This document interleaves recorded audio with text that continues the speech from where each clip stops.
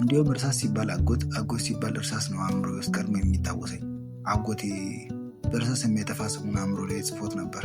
ታዲያ ይህ አጎቴ አንድ ቀን አያቴ ባለችበት ቤተሰቡ ተሰብስቦ እሱም እንግድነት መጥቶ ከኪሱ የፀጉር ማሰሪያ ሻሽ ነገር አወጣና ይሄ ደግሞ ለአንቺ ነው አላት እህቴን።